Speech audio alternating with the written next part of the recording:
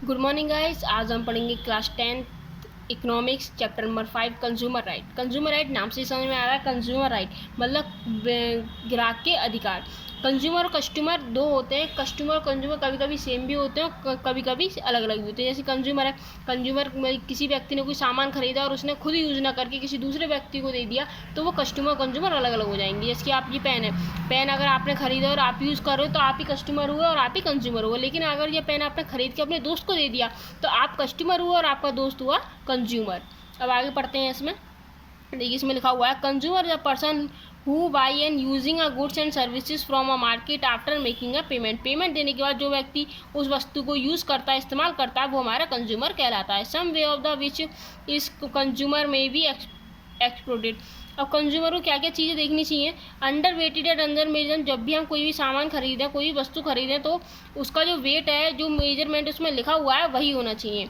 High price, कभी भी आप देखना, कभी भी जो एमआरपी पे प्राइस है वही होने चाहिए, उससे कहीं ज़्यादा नहीं होने चाहिए। सब स्टैंडर्ड क्वालिटी। जब हम कोई भी वस्तु खरीदते हैं तो हम उसकी क्वालिटी देखते हैं, क्वालिटी कैसी है उस चीज़ की। हम डुप्लीकेट आर्टिकल्स, कभी भी हमें डुप्लीकेट माल नहीं खरीदना चाहिए, डुप्लीकेट चीज़ नहीं होनी चाहिए। एडल्ट्रेंस एंड इम्प्योरिटीज़, हमें उस चीज़ को देखना चाहिए वो सही है या नहीं, उसमें कोई अशुद्धियाँ तो नहीं है। लैक ऑफ सेफ्टी डिवाइस, हमें ये भी देख के लेनी चाहिए जो भी हम इलेक्ट्रॉनिक चीज़ें खरीदें तो उसमें सेफ्टी है या नहीं उस चीज़ की, उसमें कोई ऐसी चीज़ तो नहीं है जिससे हमें बाद में परेशानी हो। आर्टिफिशियल सेटिलिटी, हमें ये भी देखना चाहिए कि वो चीज़ आर्टिफिशियल तो नहीं है, उसकी डुप्लीकेट तो नहीं है। फॉल्स एंड इनकम्प्लीट इन्फॉर्मेशन, हमें ये भी चीज़ देख के लेनी चाहिए कोई भी सामान लें कि जो हम सामान खरीद रहे हैं उसमें पूरी उसकी जानकारी है या नहीं।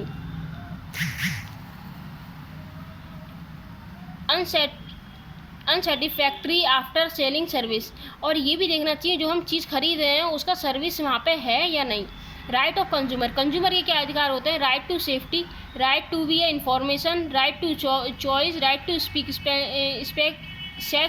रिडेशनल, राइट टू रिप्रेजेंट एक्ट। अब ये हमारा सेफ्टी का अधिकार है, इन्फॉर्मेशन का अधिकार है, अपनी पसंद की चीज़ लेने का अधिकार है, कोई भी गलती हो तो उसे चेंज करने का अधिकार है, और एक्ट भी हमारा इस पर बना हुआ है। जैसे अब आपका ये है कोपरा एक्ट बना हुआ है। This act COPRA 1986 trees of the insure. ये कोपरा एक्ट जो बना था 1986 में बना था। इसमें क्या है, information safety, redressal, representation and consumer and education. जब भी हम कोई सामान खरीदें या कोई भी सामान हो तो उस पर उसकी चीज़ की पूरी जानकारी होनी चाहिए, सेफ्टी होनी चाहिए, मतलब हम उसे बदल सकें ये भी होना चाहिए, उसका रिप्रेजेंटेशन अच्छा होना चाहिए, कंज्यूमर अच्छे उसे पसंद करना चाहिए और एजुकेटेड वाला होना चाहिए। अब हम अगला पढ़ते हैं। इसमें under COPRA are 3 trials quasi judgemental और machinery at district, state and national level help the solving a consumer dispute.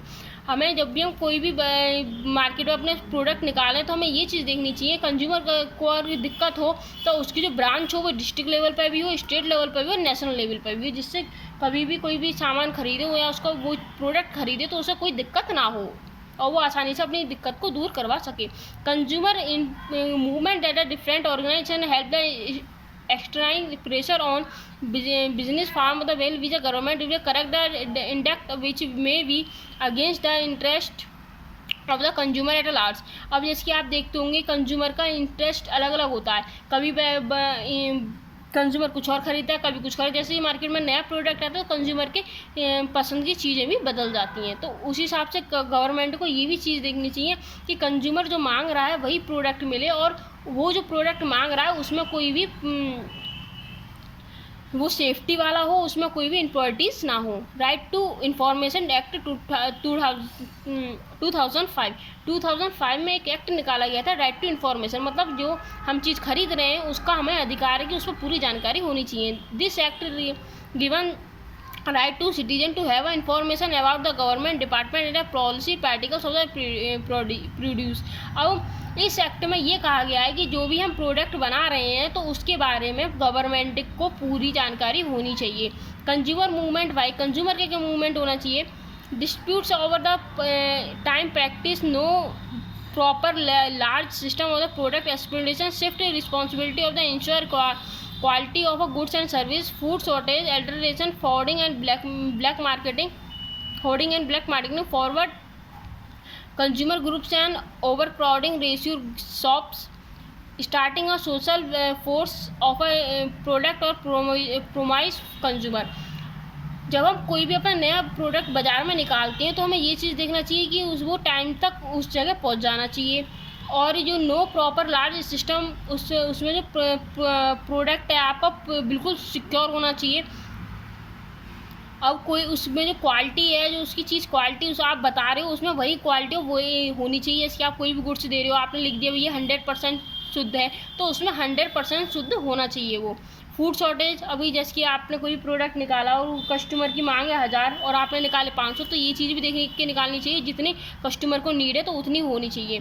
Hoarding and black marketing, और उसकी होर्डिंग ज़्यादा नहीं होनी चाहिए और उसकी ब्लैक मार्केटिंग नहीं होनी चाहिए। ब्लैक मार्केटिंग मतलब जैसे कि कोई चीज़ सस्ती है तो स्टॉक करके रख लेते हैं और फिर महंगा होने पर उसे बाहर निकालते हैं, तो ये चीज़ भी नहीं होनी चाहिए। From the consumer over according और द शॉप, और ये भी चीज़ देख कर हमें बेचना चाहिए माल कि उस चीज़ की एक जगह पे बहुत सारी दुकानें ना हों।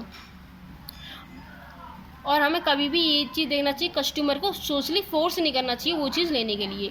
अब जैसे कि आप देखते होंगे हम सामान लेते हैं तो उन पर कुछ ना कुछ मार्क बने होते हैं। ये मार्क क्या होते हैं? देखिए, पहला मार्क होता है ISI मार्क।